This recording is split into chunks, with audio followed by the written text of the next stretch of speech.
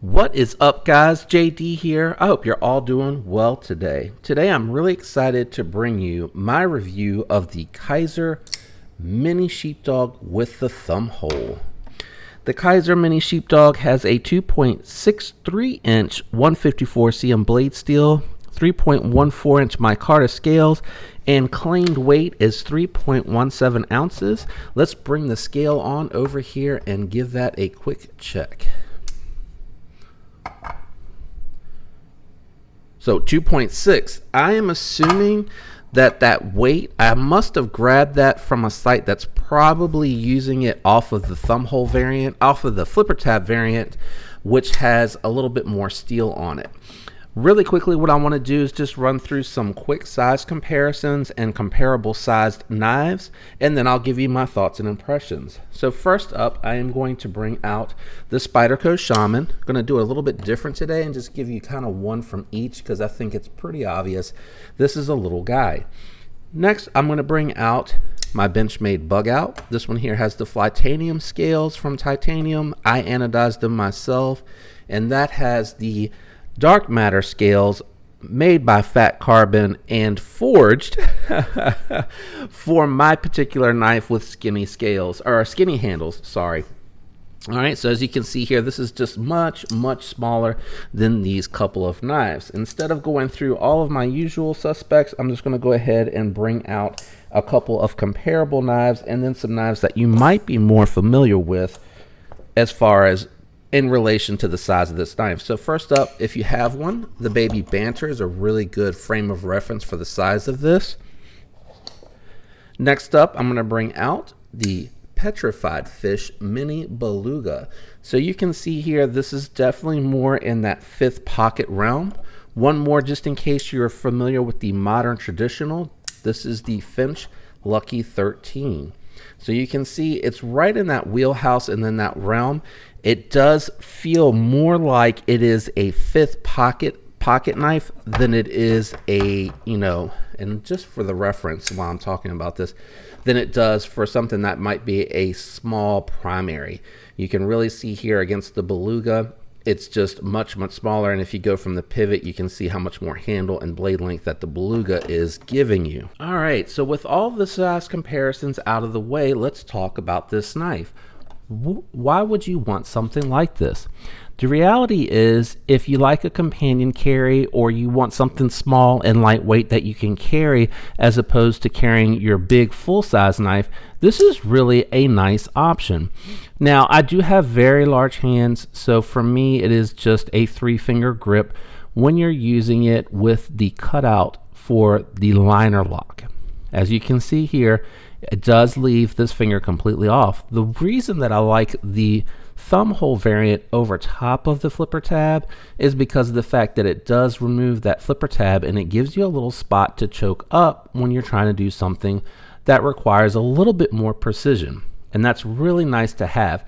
This is also a little bit more convenient and discreet to pull out of the fifth pocket of your jeans, or if you're wearing shorts, this is something that would probably be light enough at just under 3 ounces to actually carry as a primary if you're just hustling and bustling around in your shorts. I would imagine if you're going anywhere out and about for long periods of time, you might not be in, full-on shorts or jeans or what have you. So this is a nice option, and I like and appreciate the fact that it does give you a little bit of a fidget factor while still being able to be deployed with a traditional thumb roll, and you can always open it with 2 hands very easily. The access to the lock bar, even though it is such a small knife, is actually still pretty good. It has enough catch and sharp edge without being too much of a hot spot on the liner lock to be able to get it comfortably, and it does have really smooth action being that it is on ceramic bearings. The micarta is smooth, but it does feel really good, and it has a decent amount of grip. I was really surprised at that because I don't remember the micarta on my full-size variant or my Vanguard variant feeling quite this grippy. This feels like it has a little bit of roughage on it. I don't know if they've done anything different as they produce these or if they've changed anything, but it feels really nice. I do really like the stonewash still. I did pick up, and I'll bring it on out here, the Blade HQ exclusive variant of the full size that has the 10V steel on it. So this will really help you, if you're familiar with this, give you a frame of reference. This is truly a full size carry. This to me is a micro carry, aka fifth pocket carry. Now, I did try to do a little bit of a stone wash on my blade, and you can see along the edges where I did wear it down, but having gotten the Mini back in hand, it does make me want to kind of run through it a little bit more. You can see it's still a little bit darker on mine and not quite as faded out, and I think that I like that faded out look, and I think it looked really good with that patina on the micarta that's on the Blade HQ exclusive variant. Overall, this is a cool little knife. If you can find it on sale, I would say this is definitely something to add to your collection if you're into collecting knives. I love 154cm.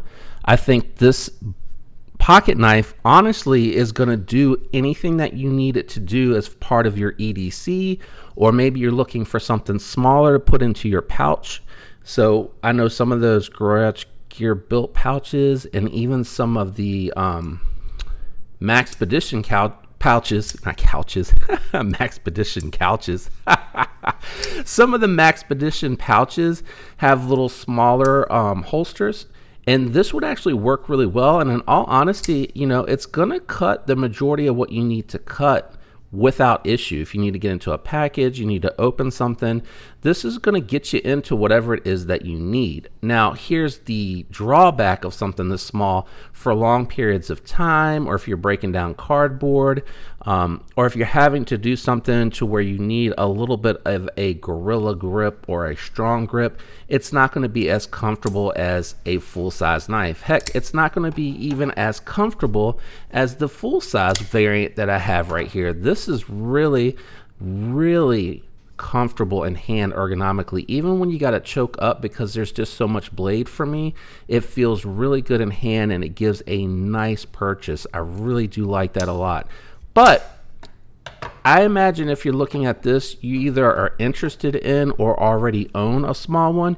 You may be even, because I recently was asked which one I preferred, because I had the flipper tab version and now I have the thumbhole variant. I prefer this one for a couple of reasons. One, I like the fact that the flipper tab is not sticking out the back here, increasing the presence, and that it makes it a little bit easier to carry in the fifth pocket or my organizer. Two, I think the thumbhole is a nicer way of deployment without having to come all the way back off the knife, put it out and flip it. So from a more convenient position, it's easier to get into the grip, get what I need cut, and get out. Even if you slow roll, it's more convenient than it is to me to push the knife away for something this small and flip the tab and then get back to it. So those are definitely some of the advantages. I love the 154cm. I think it's a great steel. I think the knife is very well built. I really believe that the sheepdog to me is my favorite knife from Kizer still. I did pick up an original and I was just underwhelmed, and it's a little too small of a button lock for me, to be honest. And actually, you know what? Hang on one second. In case you have an original, here you go. You can get a sense of just how small an original is. It's very close in size to a mini sheepdog. So to me, it's a little bit too small. And in case you have the Civivi Altus, here you go. Another comparison where you can see the Altus is just a little bit bigger than each. You could almost say small, medium, right? I think that's a really good reference if you have any of these button locks. If you're watching this video, I think if you're watching this video though, you probably either already have it, or you're probably debating on whether or not to get the thumbhole variant versus the flipper tab. I would vote for the flipper tab, but if you're not much of a thumb stud person, I don't know how you're gonna feel about the thumbhole. I prefer the thumbhole.